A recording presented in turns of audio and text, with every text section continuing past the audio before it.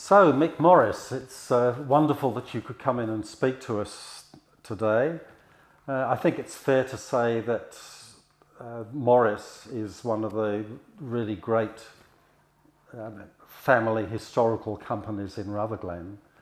So, what are your first memories of your family as a young kid? Well, I've sort of always been involved in the wine industry, even as a kid. We used to go and work in the vineyard or do some bottle washing in the cellar. There were second-hand bottles that we used in those days, and I suppose I got an interest by being involved with Dad. We'd work weekends, and I'm talking mainly about the war years, when labour was hard to get. So they used all the youth they could get, and my schoolmates used to come out too, and we'd work in the vineyard. But I remember one day we were tying down the grapes, the rods in the vineyard. And being kids, we decided to tie one of our workmates up, and that took half the day. Dad wasn't very pleased when we finished the work, but we hadn't done many vines. And you say your schoolmates. Did you go to a local school? Yes, for a start, we lived at Gurumata, and the little Gurumata school was going, and we went. I started at 4.5 because there wasn't a lot of students. I think there was about 9 students, and there was three Morrises, and we went to 6th grade, and that's as far as they went. And then we moved into Rutherglen to further our education at the Rutherglen High School. And unfortunately, with the 3 Morrises leaving, it only left about 4 at the school, and it closed. That's the Gurumata school. So then I went to Rutherglen Higher Elementary until you could only go to, I think it was intermediate. So I then went to Scotch in Melbourne to finish off the education. And so your early wine industry experience was really on the job. Did you go elsewhere to study, or did you learn from the family? No. Dad was very keen on people having an education. I wasn't over keen at the time, but when I finished at Scotch, I went to the Melbourne University. At that stage, there was only the one university in Victoria, and I went there and did a science degree. It was an interesting time because it was at the end of the war in '46, and beside all the school leavers, there was all the ex-army personnel, we called them the rehabs, coming back. So it was a great learning experience, mixing with all these, I suppose, very experienced and worldly people. And so after getting the Bachelor of Science, Dad said, well, you better go to Roseworthy and learn a bit about winemaking. I thought it was good enough to come home. But anyhow, I went to Roseworthy, and fortunately, having a Bachelor of Science, we had to sit all the exams, but we did the course in 1 year, and that's where I met Ron Potter, and Ron Potter did the same. He had a Bachelor of Ag Sci from Sydney University, so we became great mates, and we were the first to do the Roseworthy course in the 1 year. Oh, okay. So it's interesting how industry names, like Ron Potter's and so on, actually come into the conversations here. That's fascinating. So what are the memories of your father and the rest of the family there? Well, Dad, I can remember the grandfather. He died well as a Scotch, I think in '44. He was 83, but he used to potter around the winery, mainly with a paintbrush and red paint, and paint the tops of the casks, the hogsheads, and so all our casks were red with the white Morris logo on it. He spent a lot of time doing that. But Dad, he managed the place at the time, and Uncle Fred was away at the war, and Uncle Gerald was looking after the Balldale. We had a vineyard at Balldale, and also sheep there. I think there was about 1,000 acres, so Uncle Gerald looked after that. And Dad, he was a pretty energetic sort of a guy, and besides doing the winemaking, did a lot of the marketing too. He liked to drink, so he went to the pubs and sold a bit of wine while he was relaxing at the same time. But it was mainly fortified wine at the time, sweet sherry, Royal Reserve port that we were selling, but we had most of the, we supplied most of the local hotels from, within 100-mile radius. That's pretty good going. Just thinking, you mentioned your grandfather. Now, of course, he would have had to guide Morris through the disaster of phylloxera, wouldn't he? Well, he started our present My venture. He was manager of Fairfield. The GF who started Fairfield, the great grandfather, he spent a lot of time overseas, mixing with the Gilbys and Burgoynes, and he did a lot for the overseas marketing. Fairfield sold a lot of wine overseas, as did a lot of the local companies at the time. But Charles, my grandfather, he managed Fairfield, and then around about, I think it was about 1906, he and his father had a disputation, and the grandfather moved permanently to my then, which he'd purchased about 10 or 15 years earlier. He was running the two companies together. I think that might have been one of the reasons for the disputation between the grandfather and the great-grandfather. But so the grandfather started my, and managed it until Dad took over after the war years. Were there grapes on Maya when your grandfather bought it?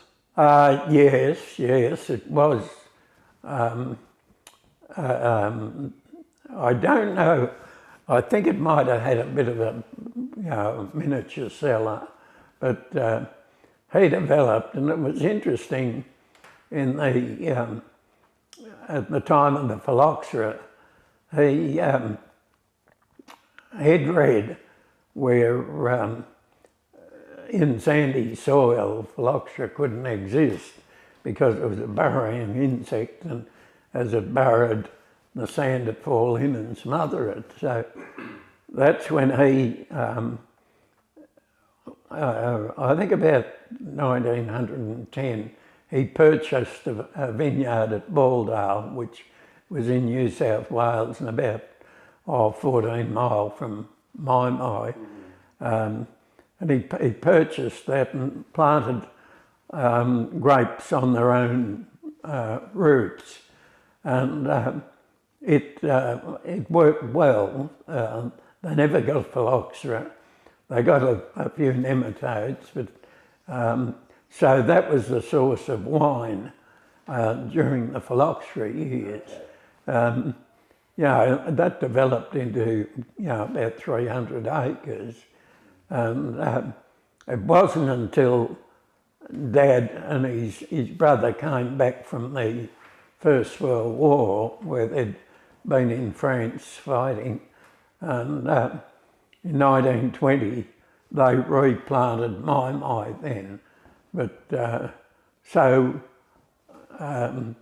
my wasn't replanted, straight away. The Baldale vineyard kept the wine supply going. Now, again, speaking of that sort of era, what can you tell me about the arrival of Durif in Rutherglen? The Costello, the Victorian government sent him over to select root stocks and that and find out a bit about phylloxera. And while he was over there, he bought suitable varieties that he thought that would suit the Rutherglen area. He was very keen on Tempranillo, actually. But when he did come back, I think it was about 1908, he bought with him 2,000 cuttings of Durif, which he must have thought was suitable for the export trade. He bought 2,000 grafted cuttings of Durif. I think they were grafted on Julot, and he distributed those in the area, but we didn't plant them at the time because, as I said, we were on our own roots at Baldale. So it wasn't until the 1920s when, as I said, Dad and his uncle came and his brother came back from the war that they replanted. And they replanted a block of Durif. There's still some of the original blocks still there. When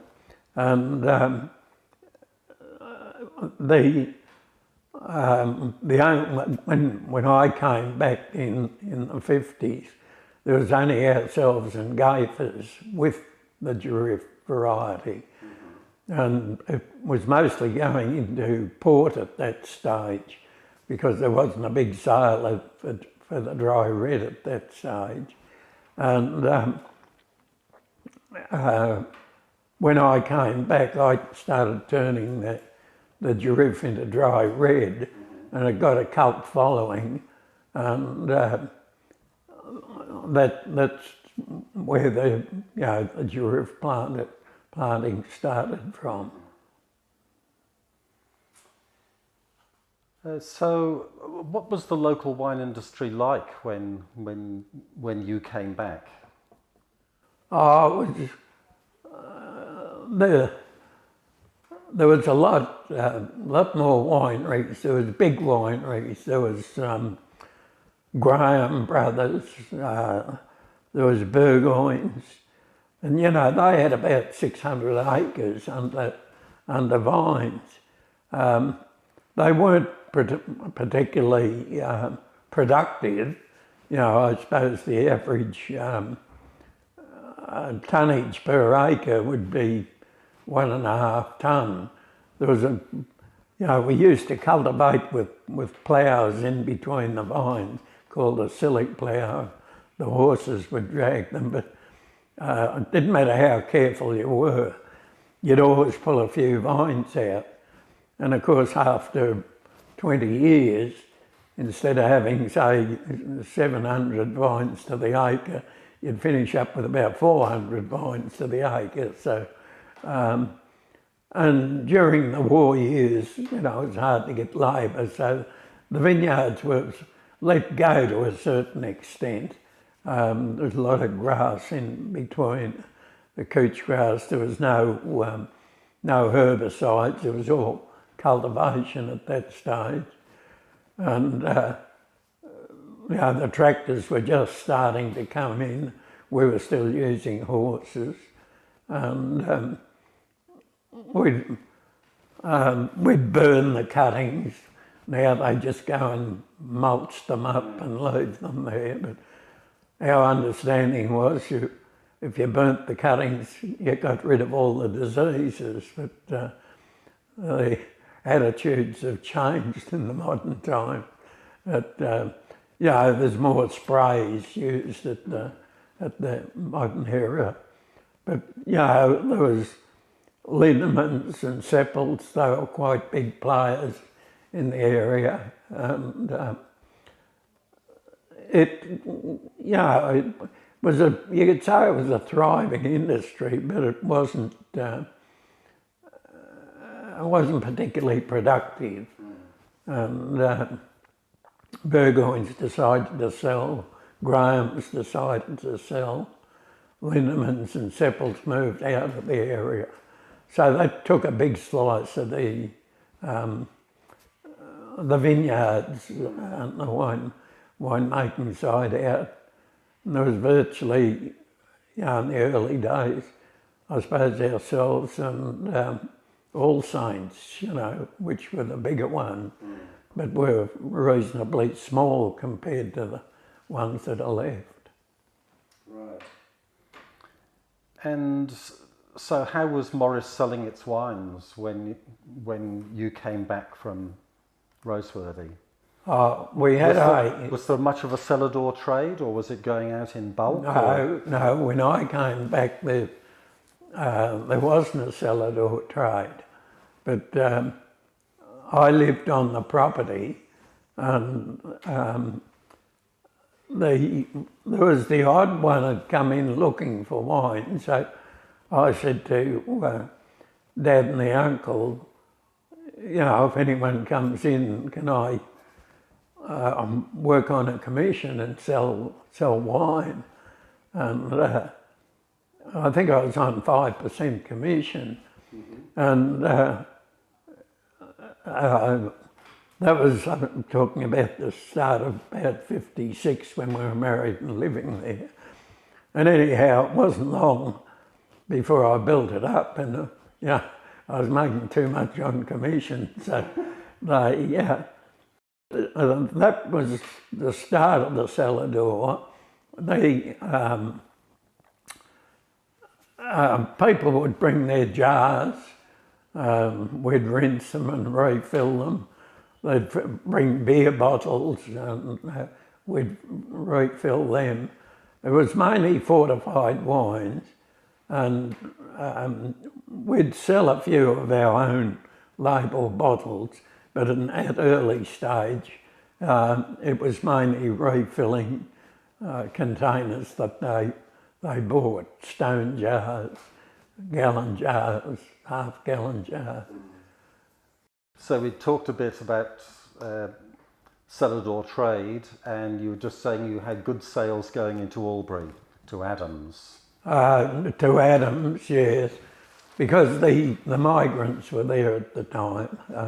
As I said, Bonegilla was in full flow, and also we had a rep that would go around the district, and he'd go to Wagga one week, and then he'd do another area, and we had a very good trade.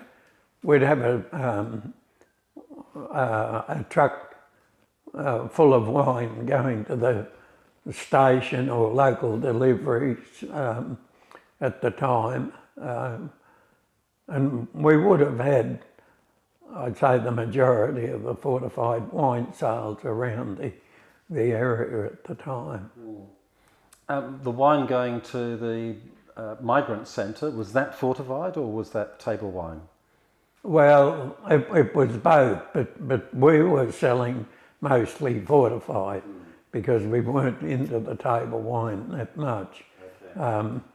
But beside the table wine, they also drank a fair bit of fortified wine. Okay. And how have have the wines changed in your time in Rutherglen, either table or fortified? Yes, well, the majority of the wines sold were sweet sherry, raw reserve port, minimum range wines, and after we were taken over by Reckitt and Coleman in 1970, and at that stage they decided the minimum price ranges weren't making as much money. We were selling wine, but weren't making profits. So then we went into the more upmarket. We still sold the minimum price range, but we did tend to go upmarket. But by that stage, the table wines were coming into fashion too.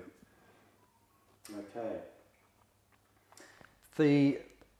We now, of course, have the classification of Rutherglen fortifieds, but back in the years when you first came back to do the winemaking, were there different grades of muscat you made then, or were you just making basically one single consistent blend?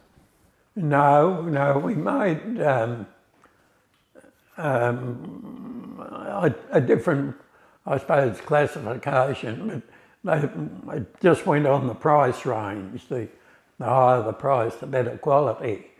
And we did have a show wine that was winning a lot of, and we had that on the market for $60 a bottle, which in those days was an enormous price.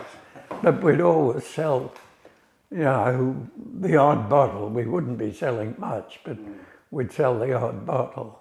I remember Bill Chambers, he had the same, I think his price range might have been a little dearer, but he was selling his show wine, but he was running short of it, and he used to send the customers out to our place to get the better one because he was running in short supply. Who were some of the other characters in the industry in your time?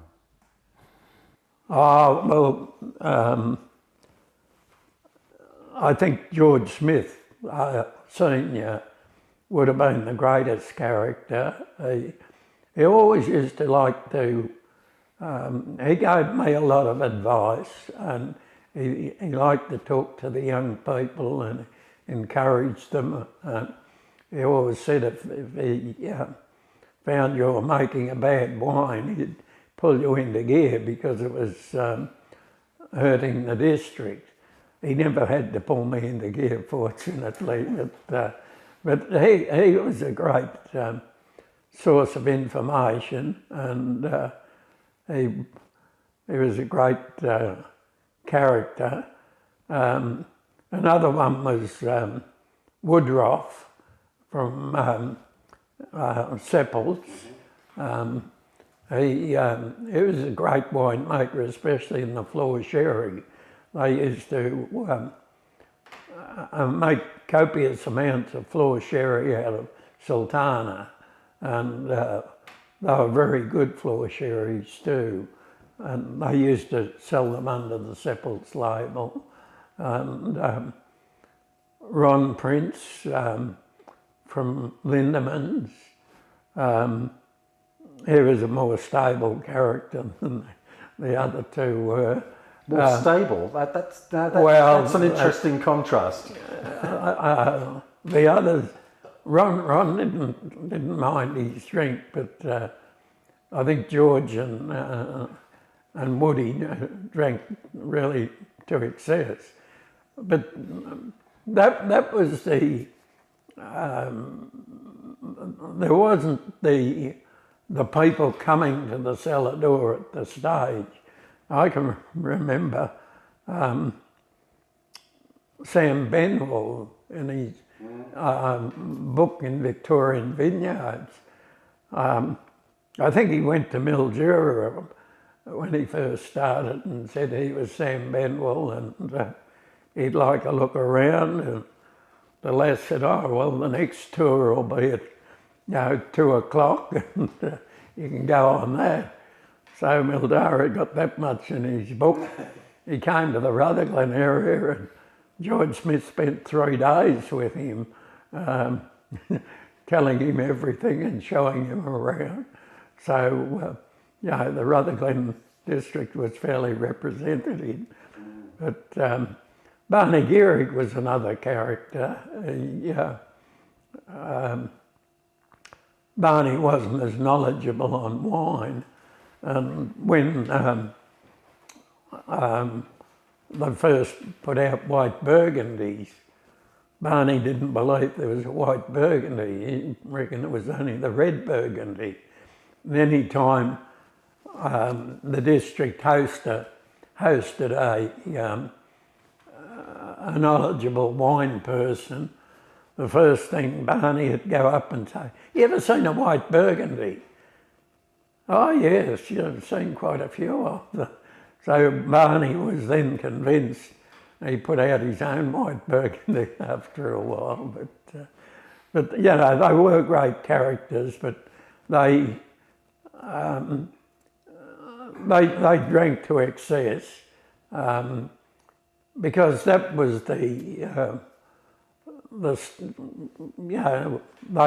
if you went down the river, they were all the same. The older people, Dad and Woody and George Smith, they drank sherries, but if you went down the river, they were on the brandy, and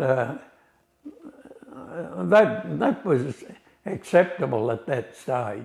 There was no drink driving, and, but the modern generation is they're sort of the direct opposite to what the old fellas. You mentioned Reckitt and Coleman buying you in whenever it was 1970 or so on, and of course then Pernod Ricard, Orlando Wyndham at the time came along, and then Pernod Ricard, and most recently, of course, Morris has sold again. So you've seen a lot of changes there.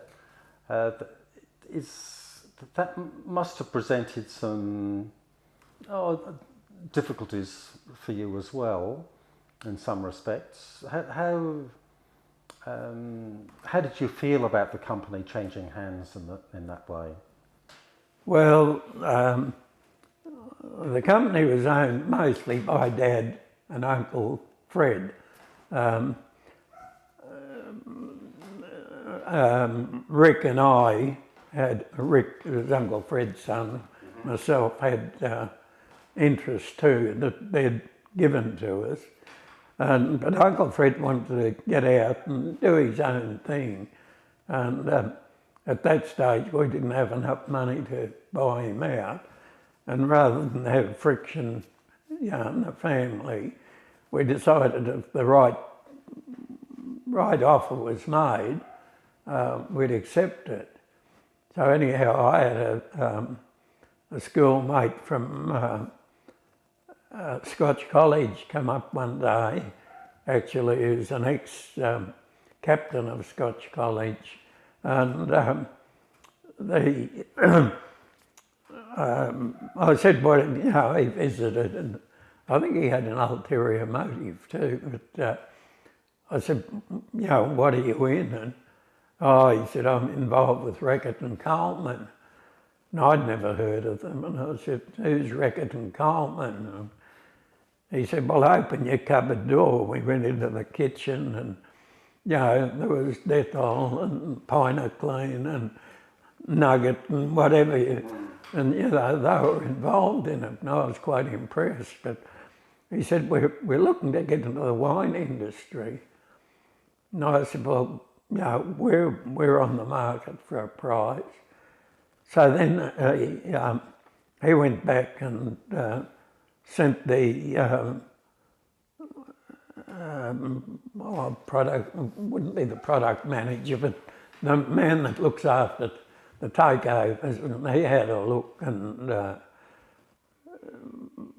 they got the experts in to see whether it was an ongoing or a profitable concern, because the big companies at that stage were looking to move into the wine industry. I think Reckitt and Coleman were about the second, I think.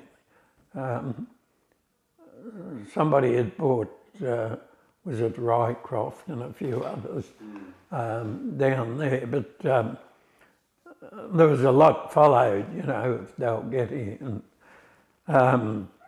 but at that stage it was early days. So anyhow, they had a look, and Dad had started a winery at Griffith that he'd bought from Owen Bested, and they could see the potential of that, because there was plentiful supply of grapes, and they could see where there wasn't a lot of expansion at Morris Wines.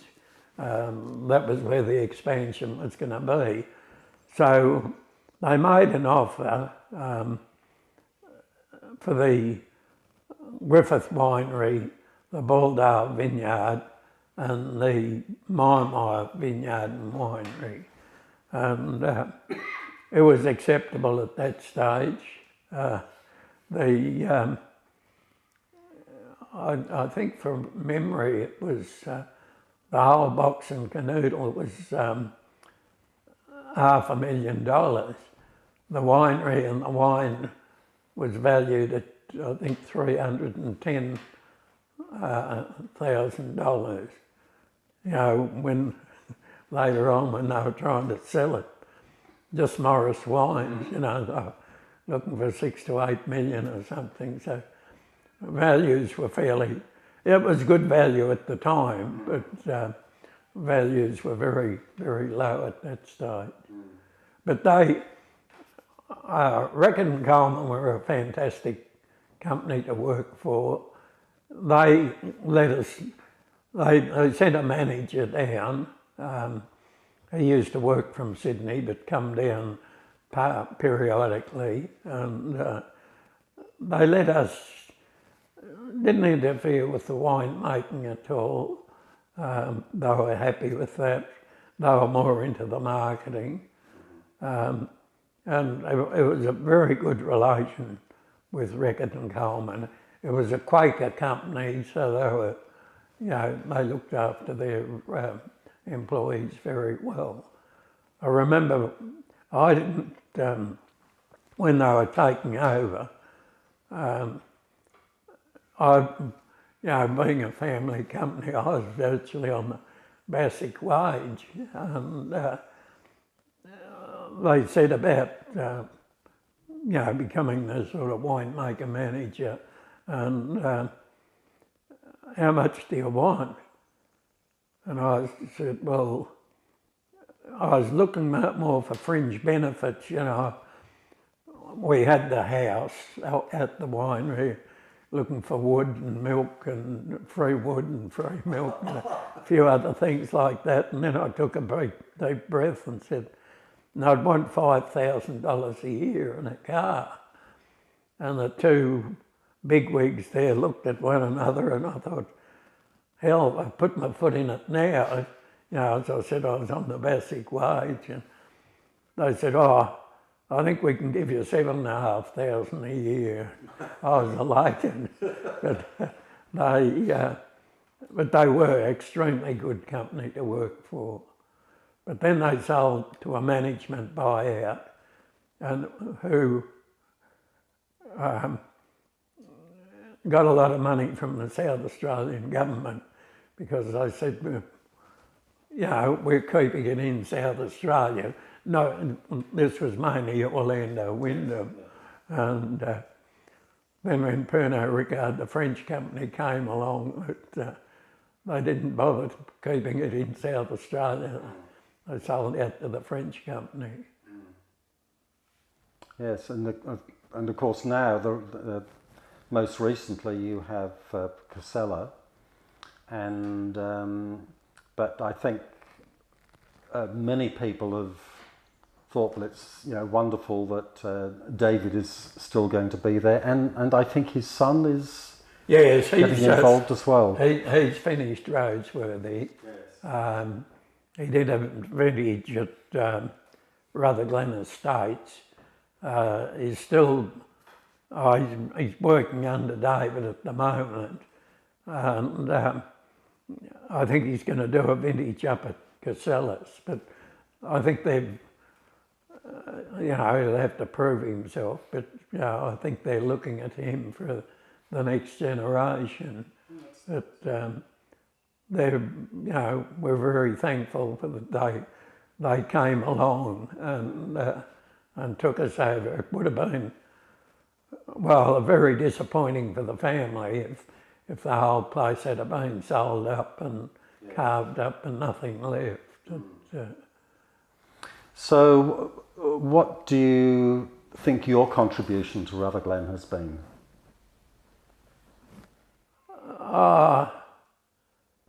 I suppose, we've been putting muskets and Tokais on the market, winning prizes in the shows, and keeping Rutherglen to the forefront of musket and Tokay. When Seppelts and Lindemans were here, they were also showcasing muskets and Tokays, and they also had ports and sherries too, and the fortified wine classes were putting them on the market. So I think we gave it a quality, Rutherglen a quality image. I've been in the, I was secretary of the Victorian Winemakers Association. I'm secretary of the local wine and food club. You'd put an idea to George Smith Jr. and he was very good. Like, he started the wine festivals, and he made a resurgence of the Victorian Winemakers Association. He's saying, I'll be president, you be secretary. The same, we started the Wine and Food Club. Mm-hmm. I'll be president, you be secretary, George would say. So,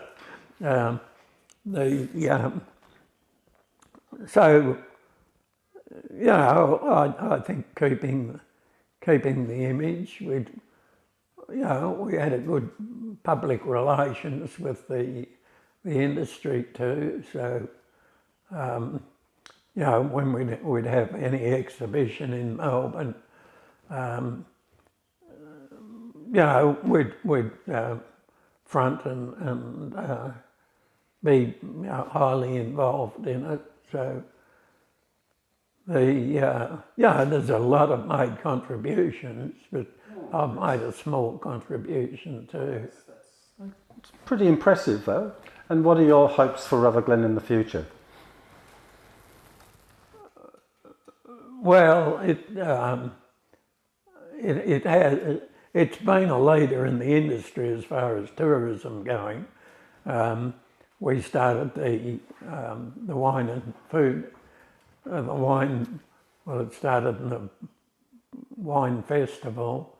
There was literally thousands of people came. It got a bit unruly, but at least we got publicity and put Rutherglen on the map. And then they changed it from, it was the long weekend in March where people came up, and if they got inebriated they could sleep in the park, and so you didn't have to have accommodation, and things got a bit out of hand. So then they changed it to the June long weekend. So it got a bit cold then, and they got a more sedate clientele. But you know, that it won Festival of the Year, and it started, was the start of these festivals, you know, that they're now having in the King Valley and Yarra Valley. So actually, you know, Rutherglen was the leader of wine promotions at that stage. And do you see tourism as being an important future? Oh, yeah, very, very important. And the wineries are becoming more sophisticated too, you know, having meals, a restaurant, accommodation, instead of just, you know, being a winery per se. They're opening up, as I said, restaurants, bed and breakfast and things like that. And, you know, I think that shows great foresight for those that are doing it. And with the, you know, we've still got the quality of the fortified wines, and got a lot of good table wines coming out of the area too. So, you know, I think it's still going to keep going as a quality wine making area beside a tourism area. But I can see a good future for it still. That's wonderful. Well, it's been very good to hear you speak about the past and your recollections and so on. And it's wonderful to get, you know, each of the people we've spoken to so far has given a different slant. It's all very complimentary, but I think it's been wonderful. So thank you very much, Mick. It's been good to speak to you again. Been a pleasure, Nick. Good.